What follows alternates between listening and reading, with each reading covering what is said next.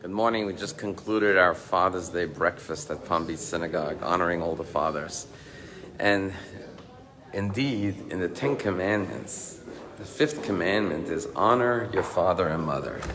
And then the verse goes on to say, in order that your days will be lengthened on the land of Israel that God has given you. And our rabbis share three insights into the fifth commandment that are all relevant and instructive for today on Father's Day. The first insight the rabbis say is that we know there are two tablets with 5 commandments on each. The first tablet are those commandments between man and God, like, I am the Lord your God, you should not have any other God, do not make any graven images, keep the day of Shabbos holy. And the second commandment is between man and man, don't kill, don't steal, don't commit adultery, don't be envious, don't be a false witness. So the rabbis ask, why is it that the commandment to honor your father and mother is on the first tablet? It should be on the second tablet between man and man. So the first insight the rabbis tell us is that it's on the first tablet because honoring your parents is a commandment between man and God. Because after all, we have 3 parents. Our father and our mother and God all collaborated together to create us. God instilled a soul and developed us in our mother's womb. So therefore, honoring your father and mother includes your father in heaven. And that's the first lesson, and that's why we had a tefillin breakfast where we encourage all the men to come put on tefillin, because when you honor your father on Father's Day, first you have to honor your father in heaven by putting on your tefillin and speaking to your father. The second insight the rabbis give us is, why does it say honor your father and your father before your mother? And here rabbis tell us something thousands of years ago that remains the case till today, obviously, and that is that studies and statistics show that Mother's Day is more celebrated than Father's Day. From the 20 top national holidays, Father's Day is number 8, but Mother's Day is number 4. So the rabbis tell us that the Torah put the father before the mother because by nature, a child loves and honors his mother more than his father. So therefore the Torah says, honor your father and your mother. Give your father the same equal love and respect as you give your mother. And finally, the third insight that the rabbis give us into this commandment of honoring your father and mother. And that is that the reward, it's the only one of the 10 commandments that there's a reward. And what's the reward? That you will have length of days on the land that God has given you. We all know that living in the land of Israel means that we are obeying God's will. When the Jewish people did not obey God's will, they were exiled from the land of Israel.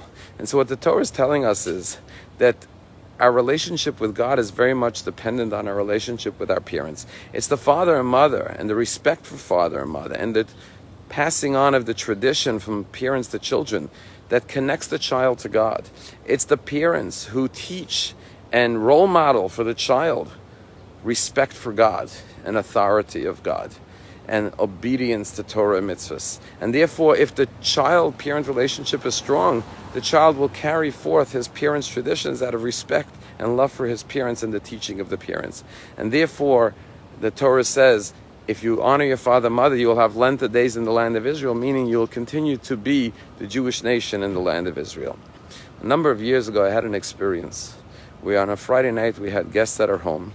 And one of the guests in our home was a teenager who unfortunately had known the family, and the child's father had abandoned the family very early on. And this child grew up without a father. And when we come home Friday night, we sing the Shalom Aleichem to greet the angels. Then we say the Eshet Chayil song as a tribute to the mother and to the women of the home.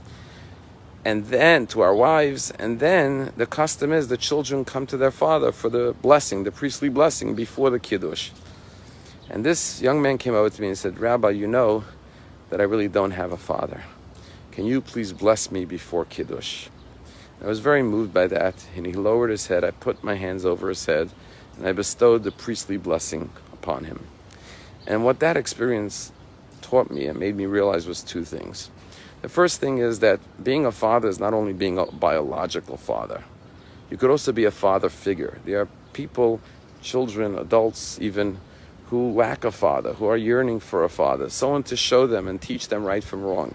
And that's a role that anyone could step into. If you see someone that needs guidance, that needs someone that they could turn to for advice, to be there for them like a father to be a rock for them of support.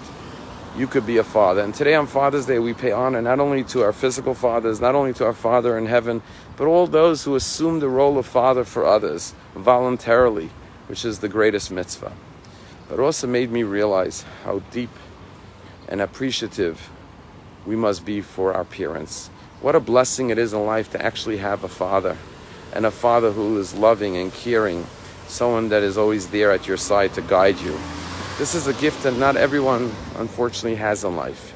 And perhaps our greatest blessing in life, surely our longest running blessing in our life, is the love of our parents and the guidance and the love and the instructions of our fathers, the special bond that shapes who we are every day of our lives. So never take that gift for granted. Never take that blessing for granted. Because the blessing of a father is not just on Friday night. It accompanies us each and every day of our life. So not only today, but every day, celebrate Father's Day and Mother's Day. And express your love and gratitude to your father and mother. Have a wonderful Father's Day.